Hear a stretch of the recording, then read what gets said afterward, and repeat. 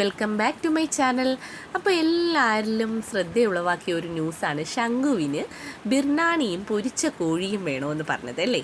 ആ വാർത്ത ഭയങ്കരമായിട്ടും എല്ലാവരുടെ ഇടയിലും ശ്രദ്ധയുളവാക്കി.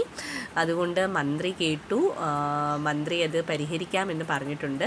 നമുക്കതൊക്കെ ഒന്ന് ചെറുതായിട്ടൊന്ന് കണ്ടു നോക്കിയാലോ. അംഗനവാടിയിൽ എന്തോ വേണ്ടേ? ബിരിയാണി, ഉപ്പുമാവ് മാറ്റിട്ട്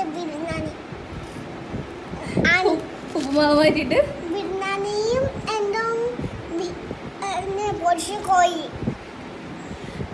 ഈ കൊച്ചുമിടുക്കൻ ഇങ്ങനെ ഒരു ആവശ്യം ഉന്നയിച്ചതോടുകൂടി ഇത് അമ്മ വീഡിയോ എടുത്ത് മീഡിയയിൽ എത്തിക്കുകയും ഇത് മന്ത്രി കേൾക്കുകയും ഒക്കെ ചെയ്തുകൊണ്ട് എന്തായാലും എല്ലാ കുട്ടികൾക്കും ഇത് പ്രയോജനമാവും അല്ലേ. ഓരോ കുട്ടികൾക്ക് ഈ പുറത്തെ ഫുഡിൻ്റെ കൂടെ കപ്പം, അല്ലെങ്കിൽ കുറച്ച് ചിക്കൻ വേണം, അല്ലെങ്കിൽ മീൻ വേണം അല്ലേ. അപ്പോൾ എന്നും ഈ ഉപ്പുമാവ് അല്ലെങ്കിൽ പയറും കഞ്ഞിയും കഴിച്ച് മടുക്കുന്ന നമ്മുടെ കാലം മുതലേ ആ ഒരു രീതിയാണ് തുടരുന്നത്. സ്കൂളുകളിലായാലും ഇന്ന് സാമ്പാറും ഇതും ഒക്കെ ഒന്ന് മാറ്റി ഒരു ദിവസം ബിരിയാണി കൊടുത്താൽ കുട്ടികൾക്ക് സ്കൂളിൽ പോകാനും പഠിക്കാനും ഉള്ള ടെൻഡൻസി കൂടും അല്ലേ.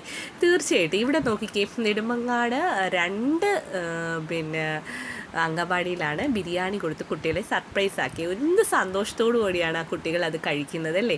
ഓരോ തരക്കാരാണ് അംഗനവാടികളിൽ വരുന്നത്. കാരണം പാവപ്പെട്ടവരും പണക്കാരും എല്ലാവരും ഇപ്പോൾ അംഗനവാടികളിൽ വരുന്നുണ്ട്.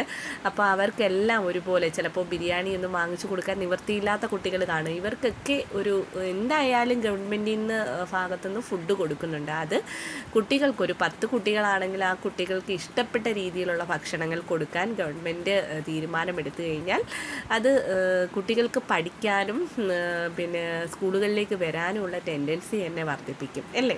സ്കൂളുകളിലും ഇങ്ങനൊരു മാറ്റം വേണം. നമുക്ക് മന്ത്രിയുടെ വാക്കുകളൊക്കെ ഒന്ന് കേൾക്കാം. ഏറ്റവും നിഷ്കളങ്കമായിട്ടുള്ളൊരു ആവശ്യം അവൻ അംഗനവാടിയിൽ ഉപ്പുമാവിന് പകരം ബിരിയാണിയും പൊരിച്ച കോഴിയും വേണം എന്നുള്ളതാണ്. ശംഖുവിന്റെ ആവശ്യം പരിഗണിച്ചുകൊണ്ട് നമുക്കിതൊന്ന് പരിഷ്കരിക്കുന്നതിനെ കുറിച്ച് ആലോചിക്കാം.